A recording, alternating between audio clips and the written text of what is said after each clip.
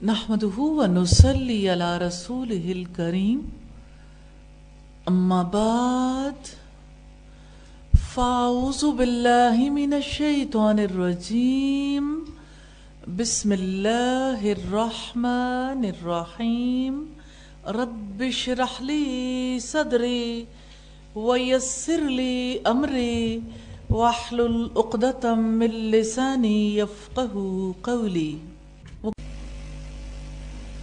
مکہ اس دور میں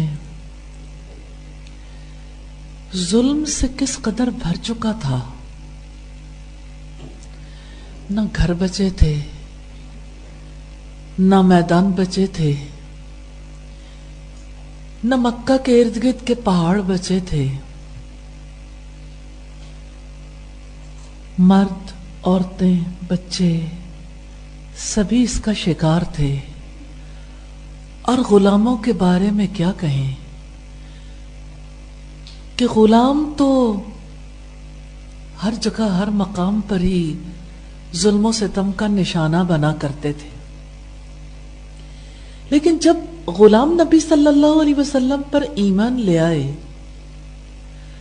تو ان کے ساتھ کیا معاملہ کیا گیا آپ سب جانتے ہیں۔ سیدنا بلال حبشی رضی اللہ تعالی عنہ کو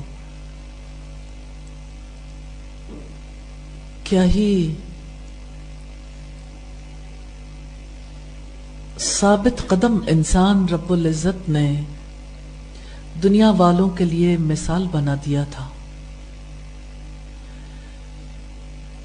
ارد گرد کے غلام ایسے تھے جنہوں نے اسلام قبول کیا، اور اسلام قبول کرنے کے بعد جب ان پر ظلم و ستم ہوتا تو اللہ پاک کی جانب سے بھی اجازت تھی کہ اگر مجبور کر دیے جاؤ اور لوگ آپ سے کہلوانا چاہیں، کوئی کلمہ کفر کہلوانا چاہیں تو آپ مجبوری کی حالت میں کہہ سکتے ہو۔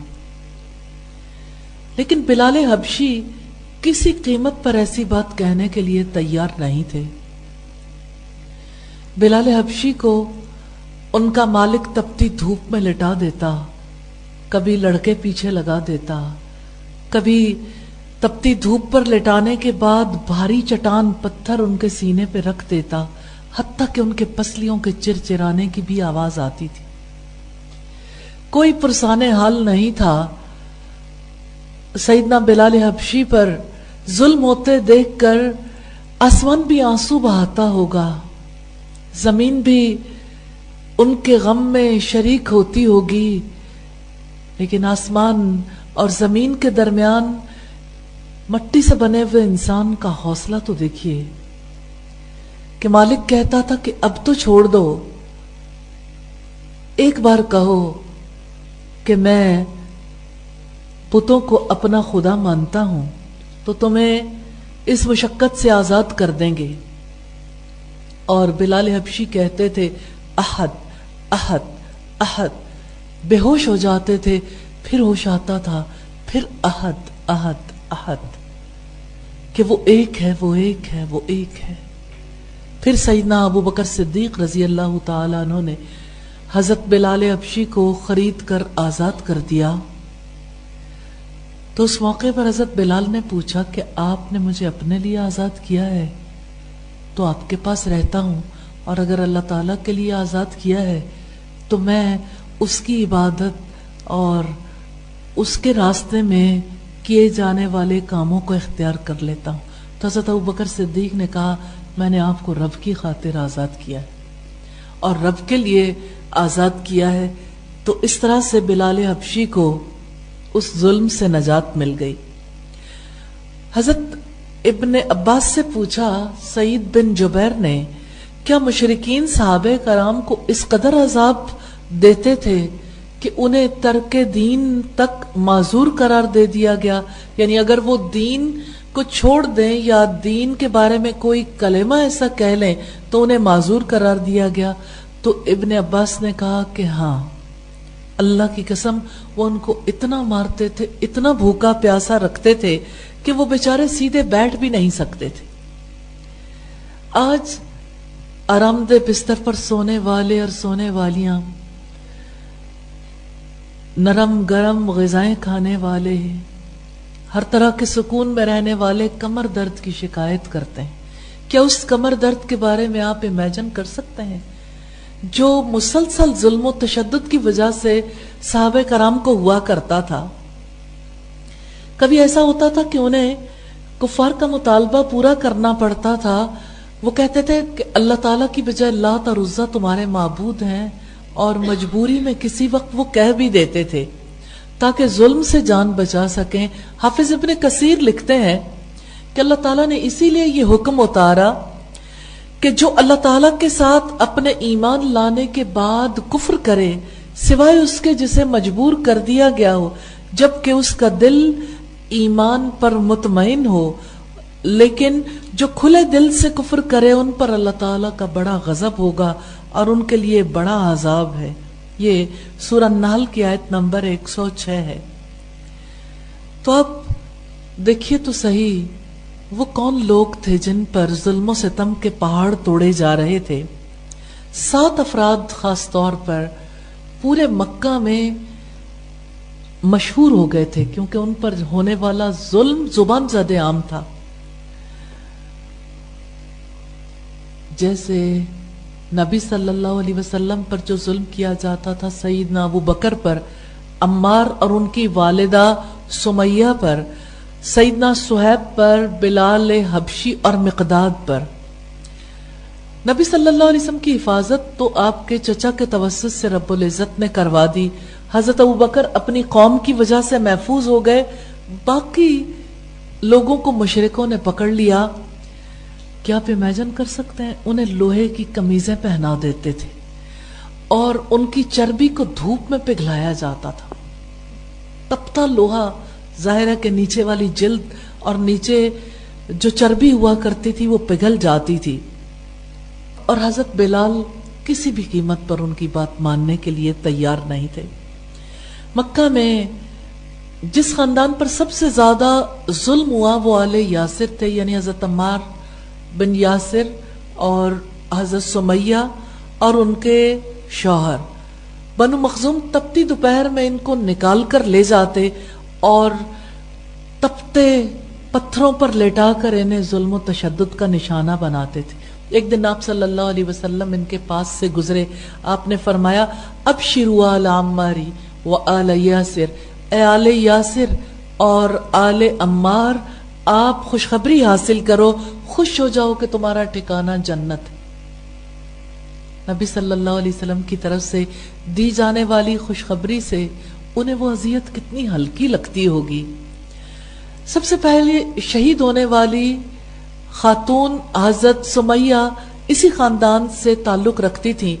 ابو جہل نے ان کی شرمگاہ پر نیزہ مارا تھا اور اس کے نتیجے میں وہ شہید ہو گئی تھی، اور ان کے شوہر بھی عذاب سہتے سہتے اللہ تعالیٰ کو پیارے ہو گئے، اور ان کے بیٹے عبداللہ بن یاسر کو تیر مار کر شہید کر دیا گیا. 3 افراد اسی ظلم و ستم کے نتیجے میں شہید ہو گئے، اور عمار بن یاسر نے وہ کلمہ کفر کہہ دیا، اور اللہ پاک نے یہ بھی کہہ دیا کہ کوئی حرج کی بات نہیں ہے کہ ایسی اذیت ناک زندگی میں اگر ایسا کہنا پڑے تو حرج کی بات نہیں ہے. پھر ہم یہ دیکھتے ہیں کہ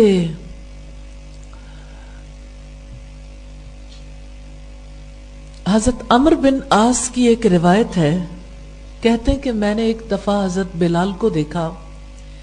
گرمی کی شدت کا یہ عالم تھا کہ اگر گوشت کا ٹکڑا ان تپتے ہوئے پتھروں پر رکھ دیا جاتا تو وہ بھی بھن جاتا.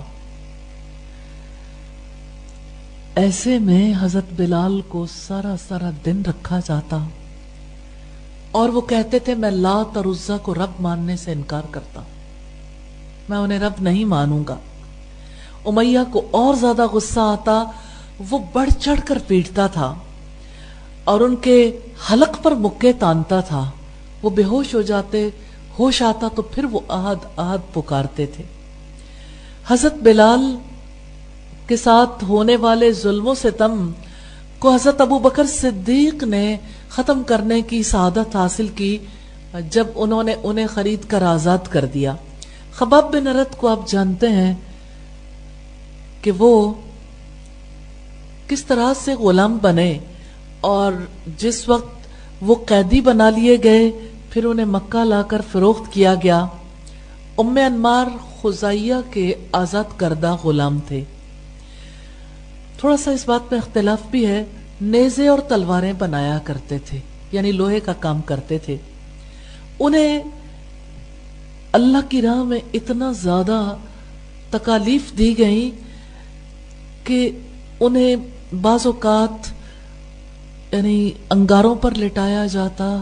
وہ انگارے جو لوہا تپانے کے لیے اور گلانے کے لیے جلائے جاتے تھے، ان انگاروں پر انسانوں کو پگھلایا اور گلایا جاتا تھا کہ شاید اب یہ اللہ تعالی کو اور محمد رسول اللہ صلی اللہ علیہ وسلم کو چھوڑ دیں.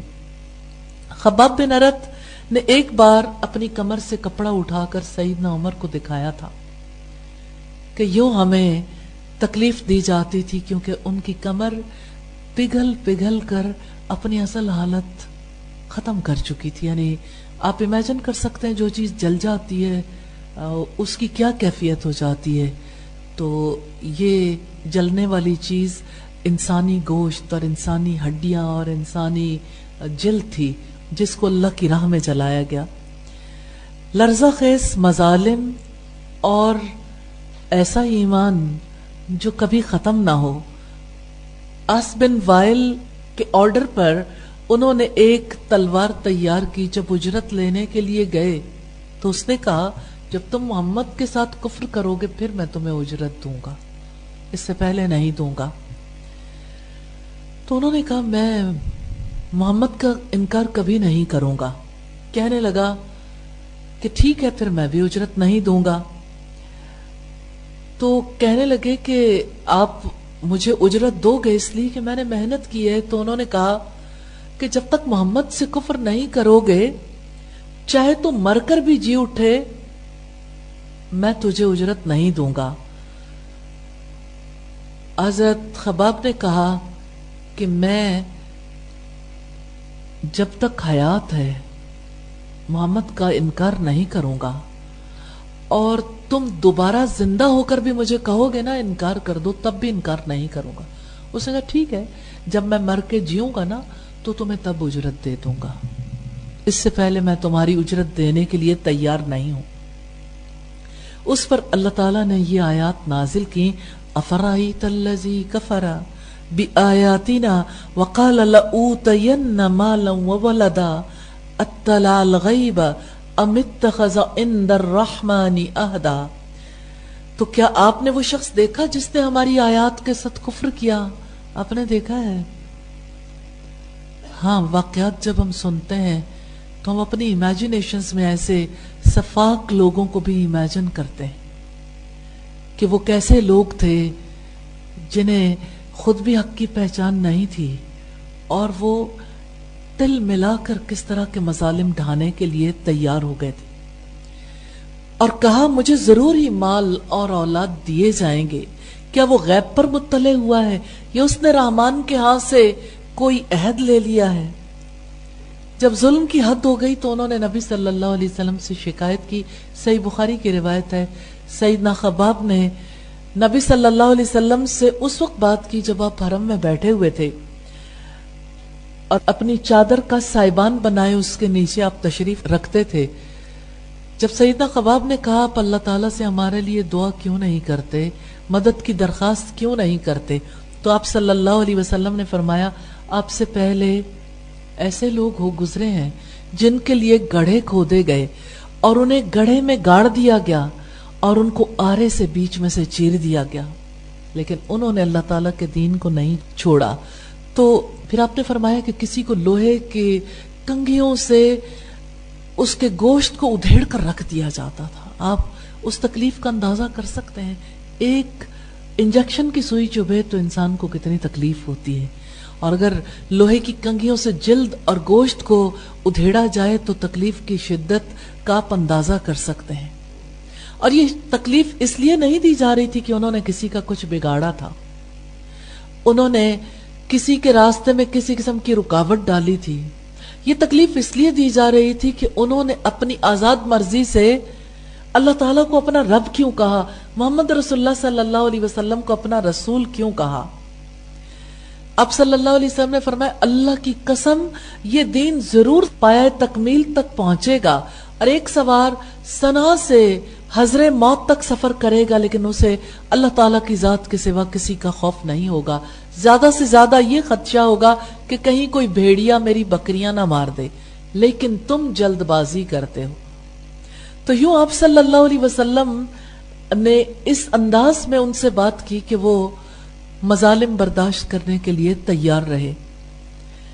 ان کے علاوہ حضرت بلال کی والدہ حمامہ تھی، عامر بن فہیرہ تھے، ام عبیس، زنیرہ، نہدیہ اس کی بیٹی، بنو عدی کی لونڈی، جسے کیا آپ جانتے ہیں بنو عدی کی لونڈی کو کون اذیتیں دیتا تھا؟ حضرت عمر۔ حضرت عمر ایمان لانے سے پہلے انہیں سزائیں دیا کرتے تھے۔ بنو معمل کی لونڈی کو بھی اسی طرح سے نشانہ ستم بنایا جاتا تھا۔ ان سب کو حضرت ابو بکر صدیق رضی اللہ تعالیٰ عنہ نے خرید کر آزاد کر دیا تھا۔ جب وہ آزاد کرنے لگے اتنے زیادہ غلاموں کو تو ان کے والد نے کہا بیٹا تم مظلوموں کو آزاد کرتے ہو، اگر طاقتور لوگوں کو آزاد کرو تو اس کی وجہ سے تمہارے کتنے کام سنور سکتے ہیں۔ تو حضرت ابوبکر صدیق نے کہا کہ ابا جان میں یہ کام اللہ تعالیٰ کے لیے کرتا ہوں، یعنی اللہ کو راضی کرنے کے لیے، اپنے لیے نہیں کرتا۔ تو اللہ تعالیٰ نے ان کے بارے میں یہ آیات نازل کی۔ سوچیں کسی شخص کی عظمت کا کیا ہی مقام ہے کہ اللہ پاک ارشاد فرماتے ہیں فَأَمَّا مَنْ آتَا۔ کہ آپ جانتے ہیں یہ آیات سیدنا ابو بکر کے بارے میں نازل ہوئی، پھر جس نے اللہ کی راہ میں دیا، وَاتَّقَى اور تقوی اختیار کیا، وَصَدَّقَ بِالْحُسْنَى اور اس نے بھلائی کی تصدیق کی، فَسَنُيَسِّرُهُ لِلْيُسْرَى تو اسے ہم آسان راستے کی سہولت دیں گے۔ کیا آپ میں سے کوئی بتائے گا آسان راستہ کون سا ہے؟ آسان راستہ کون سا ہے؟ اچھا ٹھیک ہے، اور کوئی؟ جی جنت کا راستہ تو رسول اللہ نے فرمایا کہ اسے مشکلات اور مشقتوں سے ڈھانپ دیا گیا۔ آسان راستہ کون سا ہے؟ جی صراط مستقیم۔ اچھا ٹھیک ہے، کوئی اور؟ جی نیکی، نیکی کا راستہ، نیکیاں کرنا کسی کے لیے آسان ہو جائے۔ فَسَنُيَسِّرُهُ لِلْيُسْرَى ہم اسے آسان راستے کی طرف لگا دیں گے، اسے توفیق دیں گے، اس کے لیے آسان کر دیں گے۔ تو حضرت ابو بکر صدیق رضی اللہ تعالیٰ عنہ کے لیے نیکیاں آسان ہو گئیں۔ حقیقت یہ کہ نیکی کا راستہ ہے آسان، ابلیس اسے مشکل بناتا رہتا کہ یہ کام بڑا مشکل ہے، آپ سے ہوگا نہیں۔ چھوٹی سی نیکی کو بھی پہاڑ جیسا مشکل بنا دیتا۔ اگر آپ دیکھنا چاہیں تو آپ اسی سے دیکھ لیں کہ صف بنا کر بیٹھنا کتنا مشکل ہوتا ہے، ترتیب لگانا کتنا مشکل ہوتا ہے، حالانکہ کوئی مشقت والا کام نہیں ہے، لیکن ابلیس اس جانب توجہ ہی نہیں آنے دیتا نا۔ تو اللہ تعالیٰ سے ہم دعا کرتے ہیں یا ارحم الراحمین ہمارے لیے بھی نیکیاں کرنا آسان بنا دیجئے۔ ایک بڑا دلچسپ واقعہ، ہمارے یہاں جب نام بولا جاتا ہے زنیرہ، یہ نام عربی زبان میں زنیرہ ہے، زنیرہ۔ زنیرہ جو تھی ان کو حضرت ابو بکر نے آزاد کیا تھا۔ عجیب بات یہ تھی کہ انہیں آزاد کیا تو ان کی نظر چلی گئی، بینائی چلی گئی۔ کفار کہنے لگے کہ تم اپنے دین سے پھر گئی ہو، لات اور عزا نے تمہیں سزا دی ہے، لات اور عزا دیویوں نے تمہیں سزا دی، اندھا کر دیا۔ زنیرہ نے کہا اللہ کے مقدس گھر کی قسم یہ جھوٹ کہتے ہیں، لات اور عزا کسی کو نفع دے سکتے ہیں نہ نقصان۔ جانتے ہیں پھر کیا ہوا؟ اللہ تعالیٰ نے اس کی نظر واپس کر دی۔ سبحان اللہ، دل کا اعتماد ہے نا، یقین ہے اللہ تعالیٰ کی ذات پر، اور اللہ کو ان کی یہ ادا کس قدر پسند آئی ہوگی۔ یہ روایت ابن اسحاق کی روایت بھی ہے اور ابن سیرت ابن ہشام میں والیوم 1 پیج 392 پر ہمیں یہ روایت ملتی. اہل حق پر ظلم و تشدد اور اس کے مقابلے میں ان کا صبر. آپ دو طرح کے رویے مکہ میں دیکھ سکتے ہیں اس دور میں. ایک طرف غصہ ہے، نفرت ہے، دشمنی ہے اور انسانوں کو انسان نہ سمجھنا ہے اور ظلم و ستم کا بازار گرم کرنا ہے.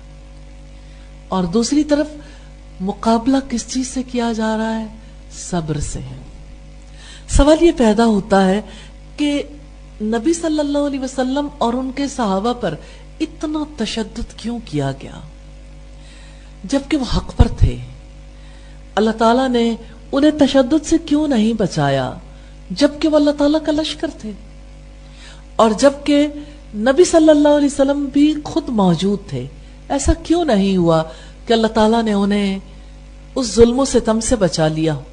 بات یہ ہے کہ ہماری تو زندگی اللہ تعالیٰ کے لیے ہے. ہم سب اللہ تعالیٰ کے لیے پیدا کیے گئے ہیں اور ہماری زندگی کا مقصد عبادت ہے تاکہ ہمارے دل محبت اور تعظیم کے ساتھ اللہ تعالیٰ سے جڑے رہیں. تو بات اتنی ہے کہ ہم جو بھی کام کر لیں اللہ تعالیٰ کی عبادت کا حق تو نہیں ادا کر سکتے.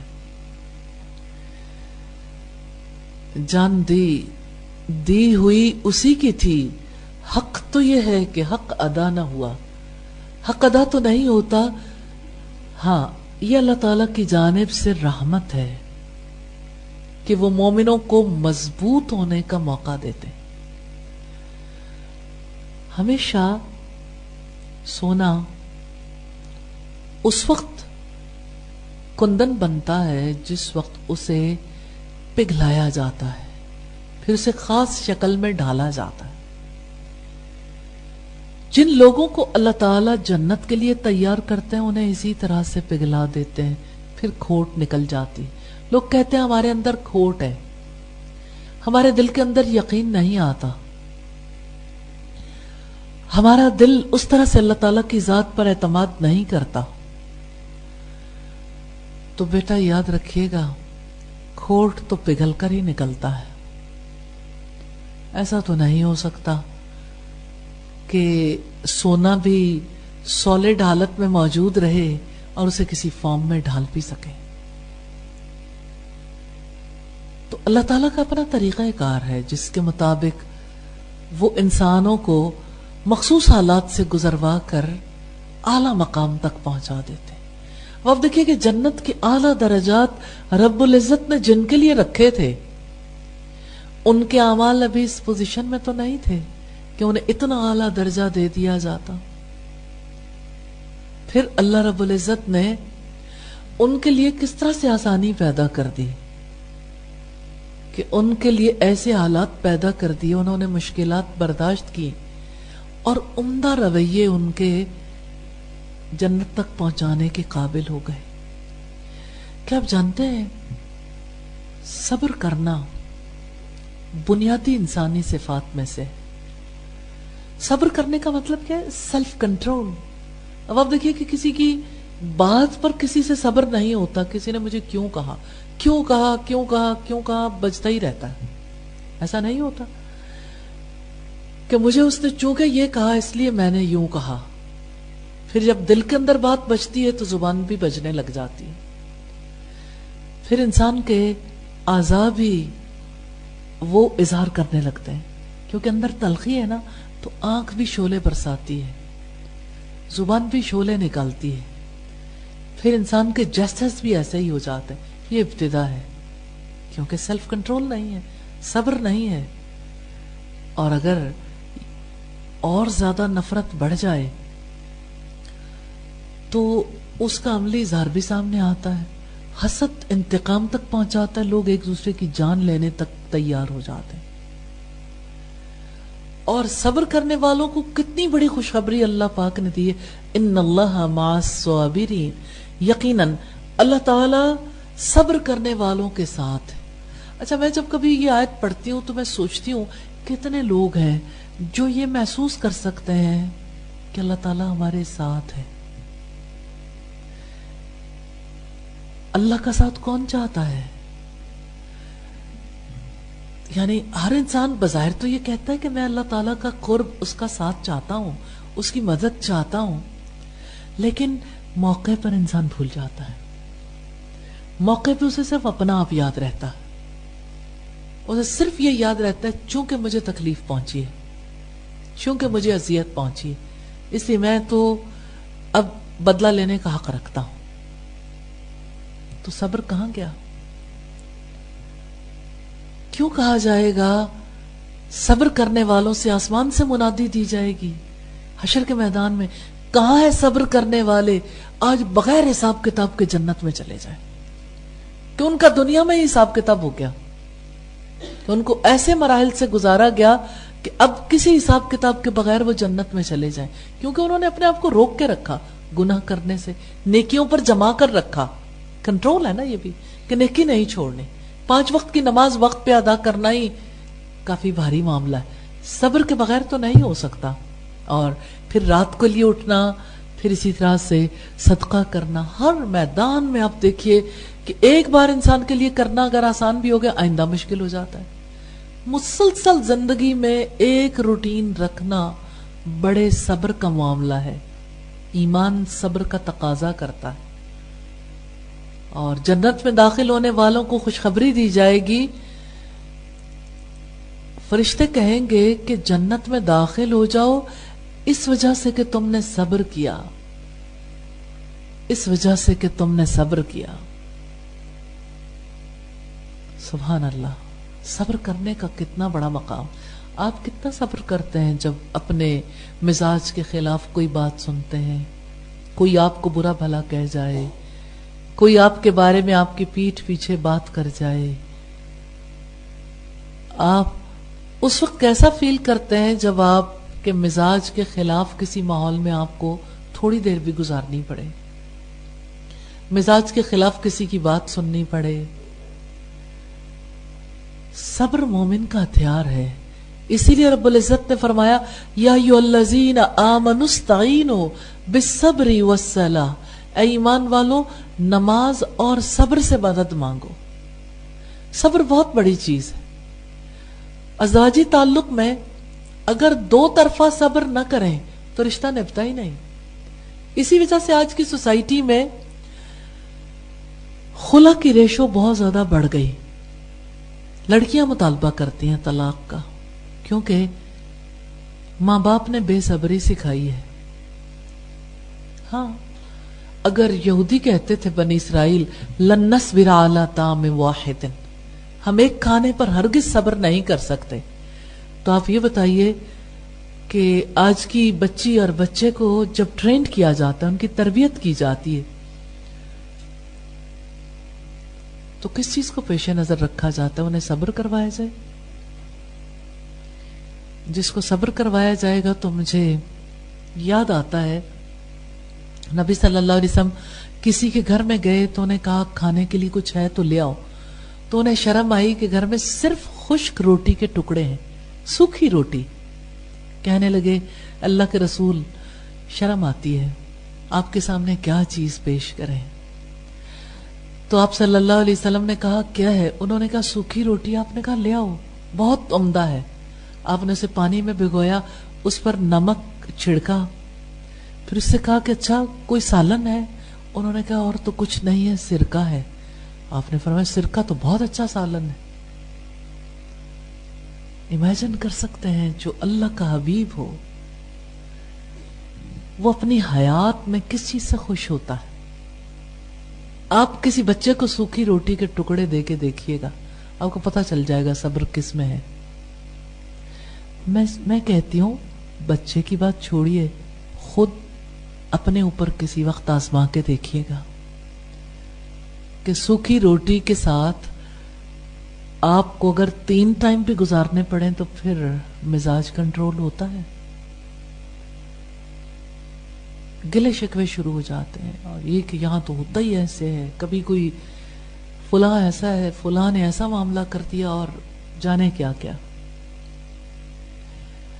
اور خشک روٹی اگر پڑی ہو تو لوگ آسانی سے کوڑے میں پھینک دیں گے، حالانکہ وہ رزق ہے۔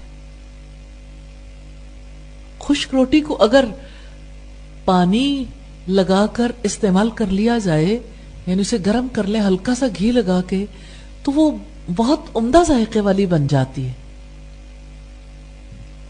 لیکن نعمتوں میں پلنے والے انسانوں کے دکھ کو کیا جانے کہ وہ انسان بھی ہیں جنہیں 2 وقت کی روٹی میسر نہیں۔ آپ نے 5 اسٹار ہوٹلز کے پاس، ان کے کوڑے دانوں کے پاس اور اسی طرح شادی گھروں کے قریب ایسے بچوں کو، بڑوں کو دیکھا ہوگا جو سب لوگوں کے بچا ہوا کھانا شوق سے کھا لیتے ہیں۔ تو صبر بہت بڑی چیز ہے۔ صبر نعمتوں میں نہیں سکھایا جا سکتا، صبر ہمیشہ محرومی پر ہوتا ہے۔ ہاں، نعمتوں پر اپنے آپ کو روک کر رکھنا اطراحٹ سے، یہ بھی صبر ہے، کیونکہ جب روک کے رکھتا ہے انسان پھر شکر ادا ہوتا ہے، ورنہ شکر ادا کرنے کے قابل ہی نہیں ہوتا انسان۔ بہرحال اللہ تعالیٰ نے اتنے سخت حالات سے اس لیے گزروایا کہ نبی صلی اللہ علیہ وسلم نے جن بنیادی لوگوں پر کام کیا وہ بہترین انداز میں تربیت پا کر دنیا تک اللہ تعالیٰ کا پیغام پہنچانے والے بن جائیں۔ اور ہم نے کتنے ہی ہتھکنڈے دیکھے، آخری ہتھکنڈا ضرور دیکھیں گے کہ وہ کون سا تھا، مسلمانوں کا تعاقب اور ان کے خلاف پروپیگنڈا۔ یہ اس وقت ہوا جب مسلمان ہجرت کر کے حبشہ میں پہنچ گئے تو اہل مکہ نے تعاقب کیا تھا اور بادشاہ کو ان کی حمایت سے دستبردار ہونے کے لیے مجبور کیا تھا، اور مسلمانوں کے خلاف انہوں نے خوب پروپیگنڈا کیا۔ اس پروپیگنڈے کی وجہ سے ہی سوشل بائیک آؤٹ ہوا جب شیب ابی طالب میں رہے۔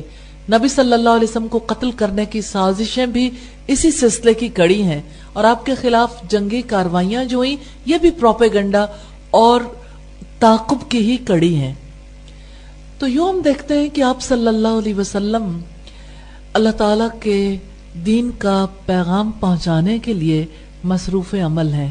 3 برس تو چھپا رہا معاملہ، اور 4تھے برس میں جب اعلانیہ دعوت دی، ابتدا میں اتنی شدت نہیں تھی، لیکن 1 سال گزر گیا تو اتنی شدت آ گئی کہ مسلمانوں کے لیے وہاں سانس لینا بھی دوبھر ہو گیا۔ اور یہ 5 نبوی کا واقعہ ہے جب اللہ کے رسول صلی اللہ علیہ وسلم نے مسلمانوں کو ہجرت کی اجازت دے دی کہ آپ اس علاقے کو چھوڑ کر کسی دوسرے علاقے میں چلے جاؤ تاکہ آپ سہولت کے ساتھ اللہ تعالیٰ کی عبادت کے قابل ہو جاؤ۔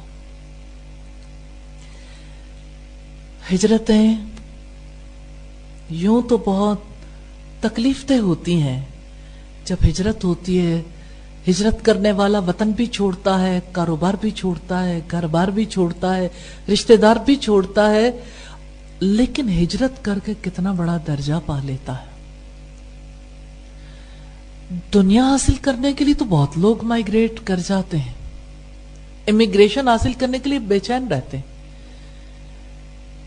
دنیا کے حصول کے لیے، لیکن اللہ تعالیٰ کے لیے کوئی ایک جگہ کو چھوڑ کر دوسری جگہ جانا چاہے، اس کی چاہت، اس کا ہر قدم اللہ پاک کے نزدیک قدردانی والا ہے۔ اللہ پاک کتنے قدردان ہیں، اور اللہ رب العزت نے کیسی قدر کی ان لوگوں کی جنہوں نے اللہ تعالیٰ کے حکم سے ہجرت کی۔ ہم دیکھتے ہیں قرآن حکیم میں رب العزت نے فرمایا وَالَّذِينَ هَاجَرُوا فِي اللَّهِ مِن بَعْدِ مَا ظُلِمُوا لَنُبَوِّيَنَّهُمْ فِي الدُّنْيَا حَسَنَةً وَلَأَجْرُ الْآخِرَةِ أَكْبَرُ لَوْ كَانُوا يَعْلَمُونَ۔ اور جن لوگوں نے ظلم و ستم سہنے کے بعد اللہ کی راہ میں ہجرت کی، ہم انہیں دنیا میں ضرور اچھا ٹھکانہ دیں گے۔ یعنی ایسا نہیں ہے کہ جو ہجرت کر گئے انہیں گھر نہیں ملیں گے یا ان کا بزنس اچھا نہیں ہوگا۔ اللہ کا وعدہ ہے دنیا بھی بہت اچھی دیں گے، اور یقیناً آخرت کا اجر تو بہت بڑا ہے۔ کاش وہ علم رکھتے. سورہ نحل کی آیت نمبر 41 ہے. تو نبی صلی اللہ علیہ وسلم اور ان کے ساتھی مکہ میں رہتے ہوئے ایسے موڑ پر آن پہنچے تھے جہاں آپ صلی اللہ علیہ وسلم کو اپنے چچا کی حفاظت، حضرت ابوبکر صدیق کو اپنی قوم کی حفاظت حاصل تھی، لیکن وہ لوگ جو اپنے لوگوں کے ہاتھوں ہی تکلیفوں میں مبتلا تھے ان کے لیے زندگی بہت دشوار ہو گئی تھی. اس لیے اللہ تعالی نے اپنے حبیب کے توسط سے انہیں ہجرت کرنے کی اجازت دے دی. امام قرطبی حضرت قتادہ کا قول نقل کرتے ہوئے لکھتے ہیں کہ یہ آیت جو نازل ہوئی اس کا مصداق محمد صلی اللہ علیہ وسلم کے صحابہ کرام ہیں جن پر مشرکوں نے ظلم کیا، انہیں مکہ سے نکال دیا. ان کے ایک گروہ نے حبشہ کی طرف ہجرت کی. اللہ تعالیٰ نے انہیں بعد میں ایک اور ہجرت کرنے کی توفیق دی، ہجرت مدینہ. لیکن آپ جانتے ہیں رسول اللہ کی ہجرت کو تقریباً 5-6 سال گزر چکے تھے اور یہ لوگ مسلمانوں سے دور تھے، رسول اللہ سے دور تھے، اللہ کے گھر سے دور تھے. ان کے لیے سب سے زیادہ تکلیف دہ بات یہ تھی کہ انہیں نبی صلی اللہ علیہ وسلم کی صحبت میسر نہیں آ رہی تھی. لیکن اللہ کے حکم سے وہ دیار غیر میں اجنبی زمین پر رہائش پذیر تھے اور وقت کا انتظار کر رہے تھے کب حکم ملتا ہے اور اس سرزمین کو خیر بات کہہ کے بھی ایک بار پھر ہجرت کر جائیں. اور انہیں پھر دوبارہ اللہ تعالیٰ نے مدینہ کی طرف ہجرت کرنے کی بھی توفیق دی. حضرت ابن عباس کہتے ہیں کہ اس آیت کا مصداق حضرت جعفر ہیں، جعفر بن ابی طالب، اور ان کے ساتھ جن لوگوں نے حبشہ کی طرف ہجرت کی. رب العزت نے فرمایا یا عبادی الذین آمنوا ان ارضی واسعۃ فإیایا فاعبدون. اے میرے بندو جو ایمان لائے ہو، بلا شبہ میری زمین وسیع ہے.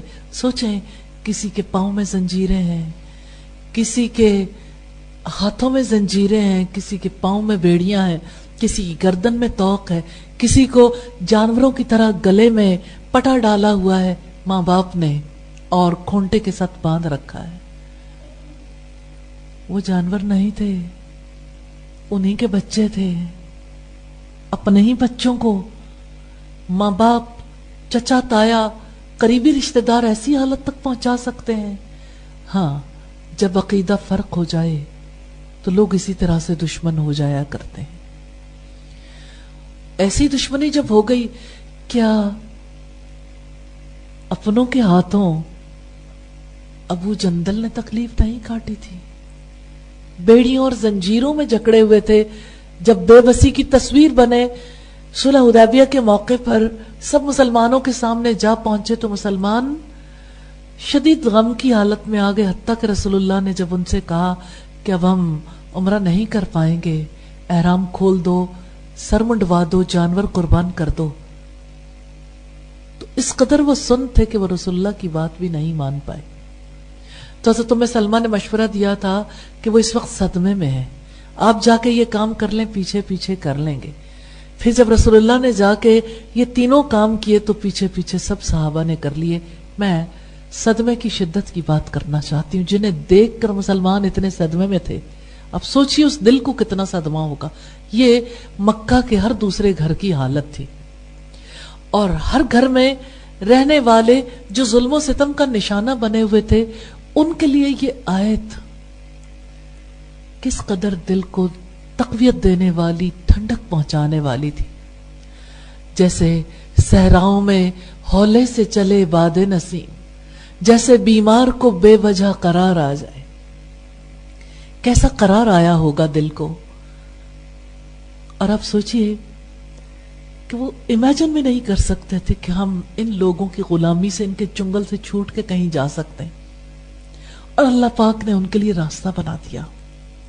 حبشہ کی طرف سے ٹھنڈی ہوائیں آنے لگیں. حافظ ابن کثیر کہتے ہیں کہ اس آیت میں اللہ تعالیٰ نے اپنے ایمان والوں کو حکم دیا ہے کہ وہ ایسے شہر چلے جائیں جہاں دین پر قائم رہنا مشکل نہ ہو. جہاں وہ آزادی کے ساتھ اسلام کو اپنا سکیں. اللہ کی زمین بڑی کشادہ ہے. تو اللہ تعالیٰ نے نجاشی کو یہ اعزاز دے دیا کہ وہ ایمان والوں کی مہمان نوازی کرنے والا بادشاہ بن جائے.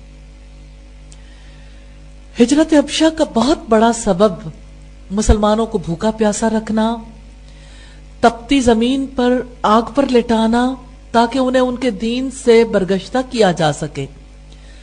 حتیٰ کہ بعض صحابہ کرام کو سولی پر بھی لٹکا دیا گیا. بعض کلمہ کفر کہنے کے لیے بھی مجبور ہوئے، لیکن ان کا دل ایمان سے سرشار رہا.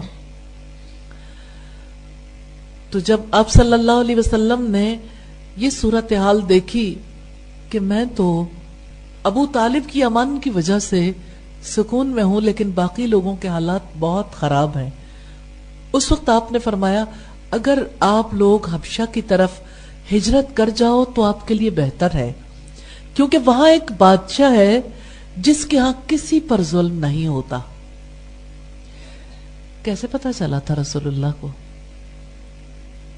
اس علاقے کے باقی لوگ بھی جانتے تھے، کیونکہ وہاں ٹریڈ کرنے جاتے تھے، تجارت کے لیے وہ سردیوں میں اس علاقے تک پہنچتے تھے.